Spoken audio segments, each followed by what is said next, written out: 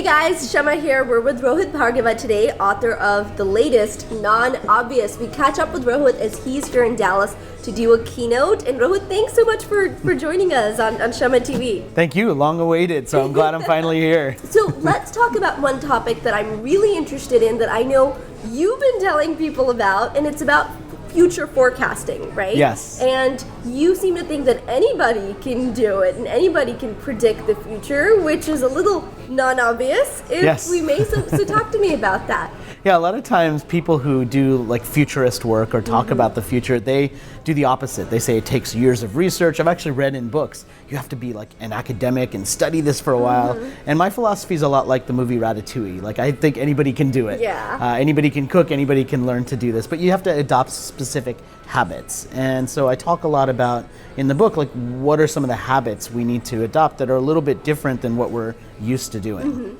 So one of them, for example, is being observant. But not just like, oh, I saw somebody making a lot of noise. It's like watching the things that we don't usually pay attention to.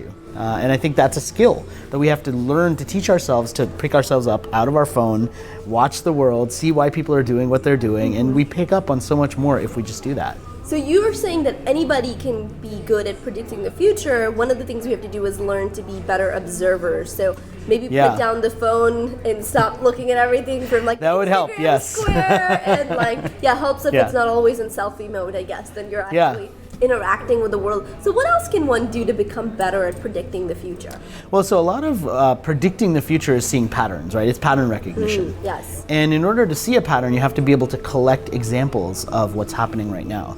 Otherwise, you have nothing to try and pattern match with. So one of the things I do a lot is I buy magazines at airports that are not targeted towards me. And the reason I do that is because I'm trying to step into somebody else's shoes and somebody else's weird mindset. Looks at the airport, weird looks. I bought all kinds of magazines. I bought like 17 magazine or Modern Farmer or like, Guns and Knives or like, Children's Highlights magazine. Yeah, that's right. Yeah, everything. And what ends up happening is I get this perspective of all of these things that are happening in the world that are outside of my industry, my space, my vertical.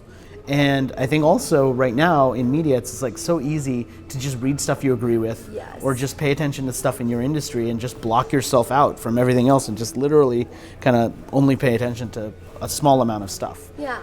And so I think being more observant and being curious is broadening that so that now you have more examples of things, which is also like, it's kind of like the second step towards being able to predict the future because now you have more input from different places. To summarize very quickly, if you want to become a better predictor of the future, right? A couple of things. You learn to be more observant. Yes. You learn to have to pattern match, to start to kind of look for patterns where you hadn't seen them before. Yep. And third, like find input that's beyond your ordinary, right? So if you're always watching the same channels, reading the same things, expose yourself, right? Broaden your horizons, literally. Yeah, to that's be right. able to have your mind, I guess, think differently, and maybe it'll start seeing those patterns where you didn't see them before.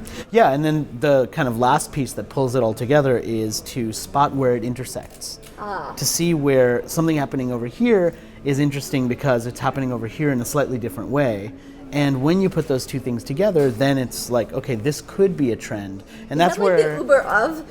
Yeah, sort of. Yeah, I mean, we use that to describe like apps. Right. Hollywood films use it. It's like, it's like Jaws, but on a skateboard. Yes. And people are like, okay, I kind of get it. Like, it's weird, but I kind of get it. Right. Like, so part of it is that intersections, and part of it is the way we describe it. And so I talk a lot about the language that we use and being intentional with the language that we use because I studied English for a long time. I was like into poetry and screenwriting and all of these things use very intentional language. I mean, screenwriting is how people talk.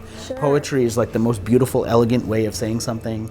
And I think we could use more of that to describe what these trends are in a way that elevates them to something that's not just like 3D printing must be a trend, like something that isn't quite there. It elevates it to like something big and something that hopefully can be like elegant as a way of describing the world. And like I think that's what we want to try and do. So I think it sounds like you're saying, there's the discoverability part, which you get by doing all these different things, and then you add the intentional part, right, of it, of making sure that you have language in a way that Yeah. conveys what you want it to, and then that way it goes from becoming just this thing you notice to actually being something that people can now grasp and kind of hold on to.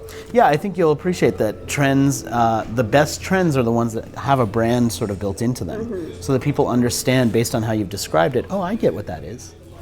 Like, yeah, so like the Uber of, or something that's easy to understand or easy to pick up. Yeah. Very cool. Well, thank you so much, Rohit. I love these tips on how you too can become better at predicting the future. Be sure to subscribe so you can keep up with all our great content, and talk to you soon.